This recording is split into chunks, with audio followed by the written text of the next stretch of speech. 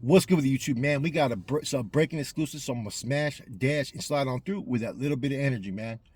Man, like, subscribe, comment, as well as get the bell notifications for further bomb content, man. And we finally got some information, man, about what happened out there in Goshen. They made an arrest of 2 individuals. Apparently, all the information that was put out there so far, it looks like it was inaccurate, possibly. It wasn't Sudanos. The victims were Sudanos. And it looks like it was Norteños that were the targets that did this shooting. At the same time, they arrested, I think, 16 other individuals or 8 individuals and hit 16 cells or something like that in state prison. So I'm going to read a little article. This is what's being put out there. 2 suspects in the massacre of 6 people last month in Central California were arrested early Friday, one after a gun battle, authorities. Tulare County Sheriff Mike Borodek said that the suspects are a 25-year-old man who was taken into custody without incident and a 35-year-old man who was wounded in the shootout with federal agents and was undergoing surgery. The 35-year-old suspect, Angel Nanu Uriarte, was in stable condition, expected to survive. Borodek said at the news conference at the sheriff headquarters in Visalia. The 25-year-old suspect was identified as Noah David Beard. I'm happy we were able to put these 2 men behind bars. Okay, let me get. The suspects have and members of the victim's family have a long history of gang violence, but the motive for the shooting is not exactly clear. The 6 victims, including a teenage mother and her baby, were gunned down on January 16th in rural Goshen, a community of 3,000 in the San Joaquin Valley. The killings, which Borderex previously called a cartel-style execution, prompted authorities to offer a $10,000 reward for information leading to the arrest and convictions of killers. On Monday, they increased the reward to $20,000. Okay. Borderex said the arrest stemmed from Operation Nightmare, in which multiple search warrants were served and inmate cells associated with the prison gang were searched in multiple state prisons. The victims were identified as Rosa Perez, 72, Eladio Perez, 52, Jennifer Anala, 49, Marcos Perez, 19, Alyssa Perez, 16, and Nicholas Perez, 10 months. A surveillance video released by authorities Friday showed a teenage girl running outside and placing a baby on the other side of the fence, then jumped over it herself.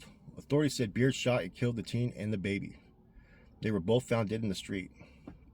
Among the adult victims was a woman who was found kneeling and shot in the head.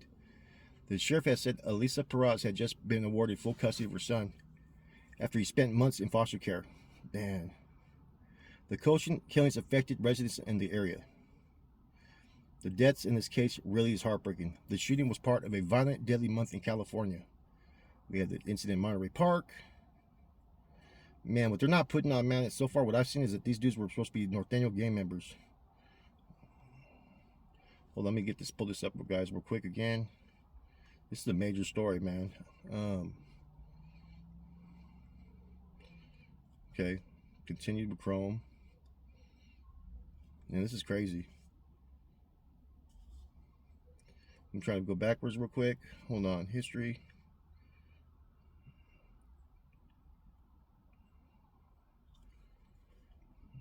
Man. They were cold-blooded killers. So far what I'm hearing about is that these dudes were basically Norteños. They're saying.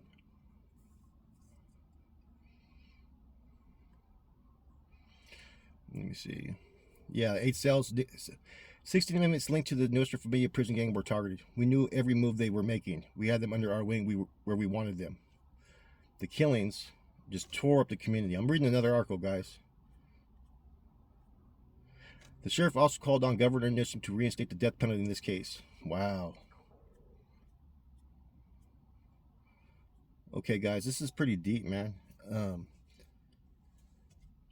See, so a lot of people were putting out information out there that this was a cartel potentially hit, but so far it's not even looking like that. It looks like that this was apparently it could still be associated, because apparently they had got busted, but it seems like there's been a long extending issue.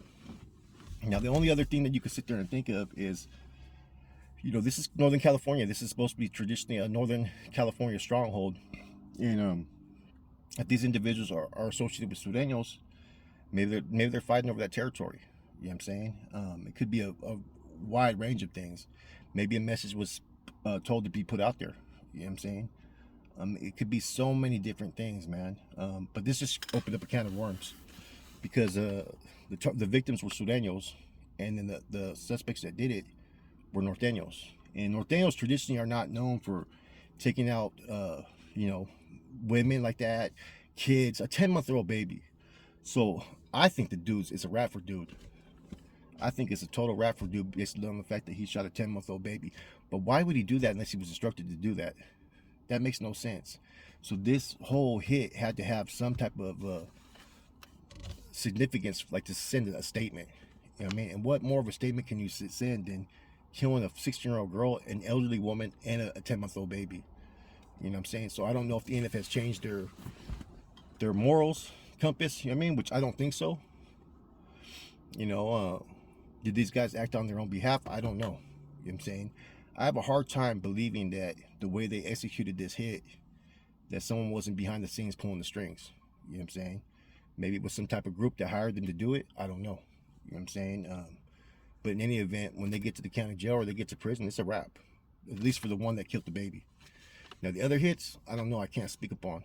You know what I'm saying? But the way this hit was described, people were putting out their information that it was Southsiders and it was this and that did it, that came from San Jose. Apparently, it wasn't.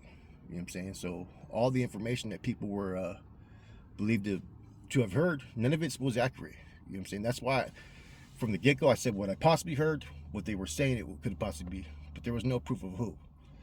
And you know, everybody started to assume that those organizations from Mexico were bringing that type of stuff over to California. Apparently it looks like it wasn't. You know what I'm saying? I've seen numerous articles labeling these guys as validated Norteño gang members. You know, it's unfortunate that these individuals felt the need that they had to do this. So I'm not going to sit there and say that this was NF related. I'm not going to say it's cartel related, and I'm not going to say anything else because I don't know.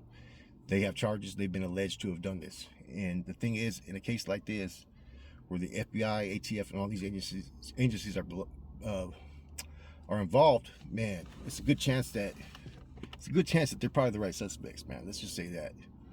You know what I mean? And I have no type of sympathy or respect for anybody that kills a young underage woman and a baby, and then an elderly woman who probably had no affiliation or association.